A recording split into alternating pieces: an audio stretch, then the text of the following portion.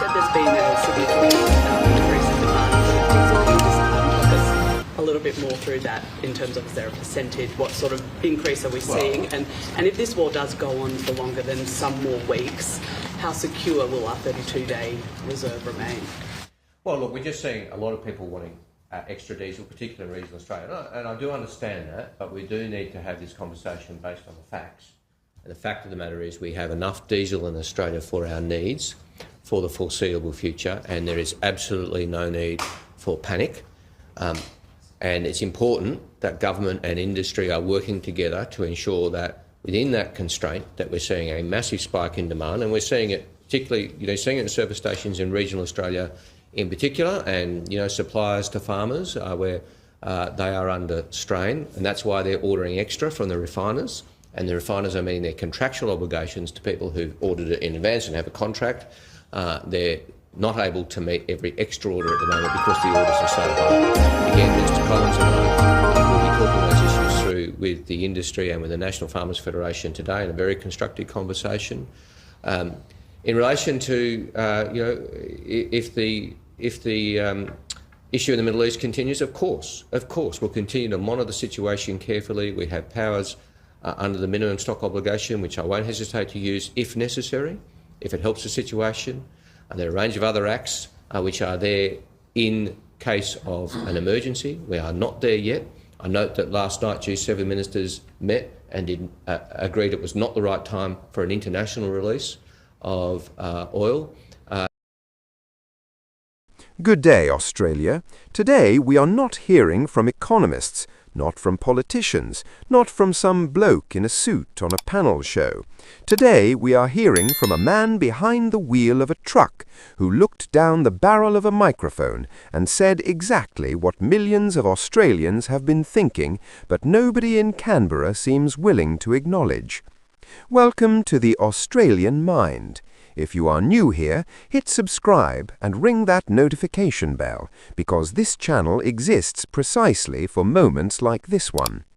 Right, let us get into it. Adrian Press is an owner-driver. He runs his own small trucking operation. He is not a lobbyist, not a political operative, not someone with a media team prepping his talking points. He is just a bloke trying to make a living by keeping this country moving, because that is what truckies do.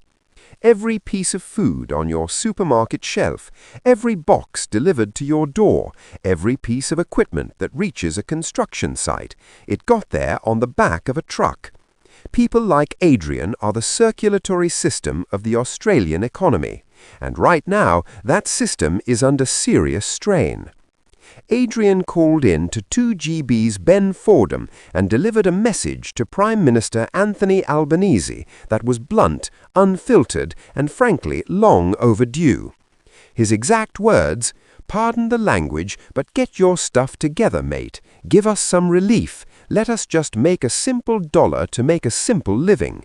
We do not want to be millionaires, we just want to survive in this world." Read that again, not asking for handouts, not demanding special treatment, just asking to survive. In Australia, in 2025, that's where we are. So, how did we get here?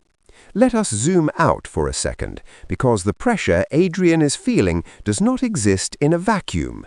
It has a very specific global trigger that is now smashing into Australia's very specific domestic vulnerabilities. The conflict between the United States, Israel, and Iran has sent fuel prices surging. The Strait of Hormuz, that narrow but absolutely critical waterway through which a massive portion of the world's oil passes daily, is effectively at risk of closure. When that strait sneezes, global energy markets catch a cold, and Australia, sitting at the end of the supply chain with its hand in the air asking for more petrol, is particularly exposed. Here's the number that should genuinely alarm you. Australia currently has 29 days of petrol consumption in reserve. 29 days, not months, days, less than a month. If supply chains seize up any further, we are not talking about inconvenience, we're talking about farms going unplanted, freight grinding to a halt, and supermarket shelves starting to look a little sparse. Experts are already warning that a prolonged closure of the Strait of Hormuz could drive costs even higher. And who absorbs those costs in the short term? Not the big end of town, not the corporations with armies of accountants finding creative ways to manage their balance sheets. It's owner-operators like Adrian, small business owners who cannot simply pass every cost upstream because they're already at the bottom of the food chain.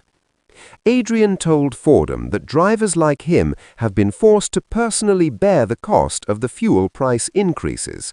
There is no magic mechanism for a single truck operator to offset a dramatic spike in diesel. You either absorb it and eat into your margins until there are no margins left, or you put up your rates and lose contracts to someone who hasn't yet done the maths on how much they are losing. Either way, you lose. And this is the part that should make your blood boil. This situation did not arrive without warning. Australia's dangerously thin fuel reserves, the lack of a serious domestic energy security strategy, the dependence on global supply chains with virtually no buffer, these vulnerabilities have been flagged, documented and reported on for years. What changed? Not much. What was done? Even less. Meanwhile, Anthony Albanese is leading a government that has overseen rising inflation, rising interest rates, rising fuel prices, and an energy policy that experts across the political spectrum have repeatedly described as inadequate for exactly this kind of scenario. Adrian Press did not call in to deliver a policy lecture. He called in because he's exhausted and he's scared. Scared that the business he built, the livelihood he worked for, the simple life he asked for, is slipping away while Canberra argues about optics. He deserves better, Australian truckies deserve better, and frankly, all of us do.